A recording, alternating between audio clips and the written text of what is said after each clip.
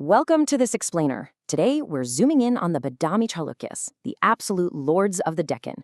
You know, between the 6th and 8th century CE, this powerhouse dynasty didn't just rule early medieval India. They were literally the bridge between the north and the south. We're talking empire builders, brilliant architects, and absolutely fierce warriors. Now here's a massive historical what-if for you. What actually stopped the giant, expansionist empires of the north from just swallowing South India entirely? Well, the answer lies right here with the dynasty we're exploring today. The Badami Chalukyas essentially drew a hard line in the sand, or actually a line in the river, that fundamentally protected the entire southern half of the subcontinent. And what's really fascinating here is the wild contrast in how their origins are remembered. Historically, the widely accepted indigenous Kannada theory points to them being native rulers, deeply rooted in local Kannada language and administrative traditions. But if you look at the mythology, legend claims they were born straight from the Chalukya, the hollow of the palm, of the creator god Brahma. I mean, it just goes to show how totally larger than life these rulers became in the cultural imagination of the time. Tracing their arc across the generations, you see a seriously rapid rise to dominance. It kicks off with the true founder, Chalukyas I, in 543 CE, who forged the capital at Badami and cemented his power through ancient Vedic sacrifices.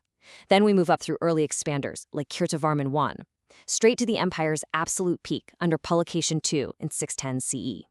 After hitting major cultural milestones with Vikramaditya II, things unfortunately taper off into a weak decline with Kirtavarman II by 744 CE.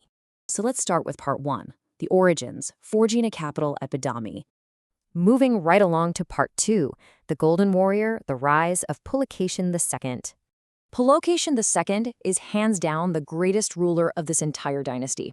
But get this, he didn't just inherit the throne peacefully. He literally had to fight for his life in a brutal civil war against his own uncle, Mongolessa, just to claim power.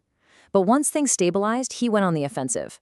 And that brings us to his defining, ultimate David versus Goliath moment, the clash at the Narmada River. Chalukyas II went toe-to-toe with Harshavardhana, the undisputed lord of the north who was pushing his massive armies relentlessly south. And Chalukyas, he met him at the river and just completely shattered his advance. And that stunning victory established the Narmada boundary. By breaking Harsh's advance, Chalukyas II created a hard, permanent geographical dividing line. He effectively blocked northern domination from spilling into the Deccan. I mean, think about it. This single military victory solidified a political and cultural boundary between North and South India that held firm for centuries. Absolutely crucial stuff.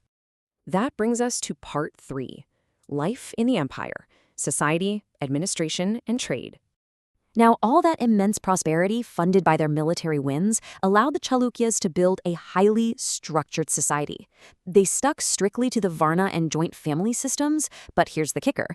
They were remarkably tolerant. Even as devout Hindus, they heavily patronized Jain scholars and let Buddhism peacefully coexist. And we know this for sure because we have an outsider's perspective. The famous Chinese traveler Xuanzang visited during this time. He described a prosperous kingdom, efficient administration, and brave people. He was just blown away by how vibrant and incredibly well-run Chalukyas II's domain truly was. So how exactly did they keep this massive machine running so smoothly?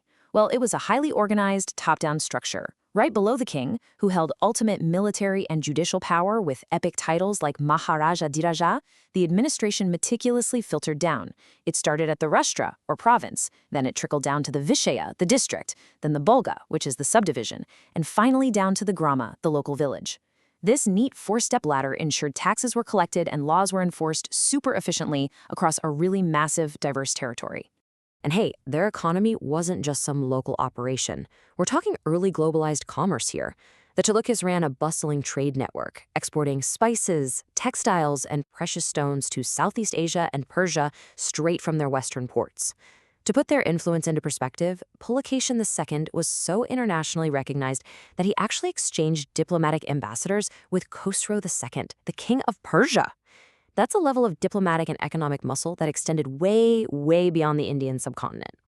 Moving to part 4, the architectural revolution, stones of the Deccan. You know, long after their military victories faded and those trade routes shifted, their awe-inspiring temples remained standing. This era gave birth to the revolutionary Visara style.